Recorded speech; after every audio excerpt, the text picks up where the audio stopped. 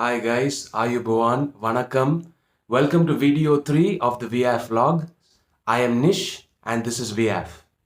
For those of you who haven't seen my previous videos, VIAF is an organization that identifies artists who don't have access to resources, who have been robbed of privileges, and we help them bring their artistic vision to life. For today's video, I wanted to discuss something. It's a word that has been in everyone's vocabulary quite a lot, especially over the last year, and that word is mask.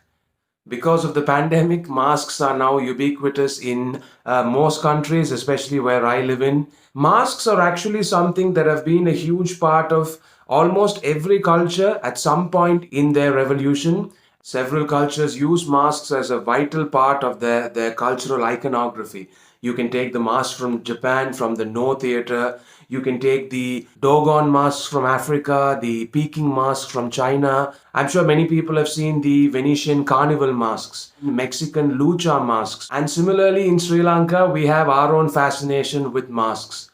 If you live in Sri Lanka or if you visited Sri Lanka, there's no way you could have missed these masks. For tourists who come to the country, and almost everyone who visits takes back at least a little mask with them as taking away a piece of Sri Lanka to keep with them. South Asia in general has one of the most fable-rich mythologies in the world. Masks and facial caricatures and exaggerations have always played a huge role in the telling of these stories, because normal people often have to play these fantastic, awe-inducing beings. Perhaps no region of Sri Lanka is more synonymous with mask making than the southwestern regions, where they've pursued mask making as an economic endeavor for many, many generations. Take, for example, the very interesting sunny masks of the south. The basic concept is that these masks represent different illnesses that are symbolized by devils and demons that are the archetype of that illness. The exorcist would put on that mask and perform certain rituals, and these were meant to kind of ward off those evil spirits. Now, a lot of this may kind of sound like voodoo to a modern audience, but consider this. Ancient Sri Lanka was also quite well versed in folk remedies and plant-based medicine for a lot of these illnesses. So it's not like they necessarily thought that this was the only way of curing those ailments. It's a performance, it's an art that's done to help the patient recover. It's an art that's done to give the patient some kind of visual cue that their medical recovery has started. They give us glimpses into how early Sri Lankans have understood that art and storytelling are powerful tools to help somebody deal with certain problems until a rational solution arrives for them.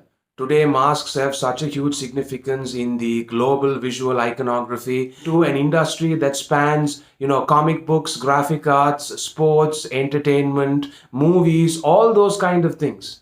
Sri Lankan masks are very, very visually unique, but they do have lots of similarities with neighboring cultures with whom they've possibly collaborated for many, many centuries. So you'll see a lot of these creatures that have the big eyes and the pointy fangs and, just these fierce expressions. Take the enormously popular Raksha masks. They are supposed to represent the demons who danced for the demon king of Lanka, Ravana. Or if you take the kolam masks, they were apparently crafted by the god of all crafters, Vishwakarma. These are figures that appear in cultures of South Asia in general, in many, many different roles. These traditions knew about each other and they possibly collaborated with each other. Imagine what kind of boost it would give the Sri Lankan visual identity if we could use these images, if we could use these symbols not just for mask making but for a variety of different media like animation, like comic books, like sculpture, like performing arts. I know that there are a lot of young graphic artists now who are using this style for comic books and animations and all that, and I really hope they'll succeed. One can't help but fantasize about how artists from the north or east, for example, might put their own unique spin on this aesthetic. And these cross-cultural collaborations and these new innovations and new platforms might actually be more in the spirit of what those ancient crafters were trying to do. So if you're somebody who's just interested in these masks, interested in following about the masks, If you would like to collaborate with us or point us in the right direction, point us in a new direction about this aesthetic, we always welcome any kind of feedback. You can reach us on our Facebook page, on the website. I will link everything down below. As always, thank you for listening. Thank you to the social architects for making VIAF possible. And I'll see you guys soon, probably next week with another video. Thank you. Thank you so much.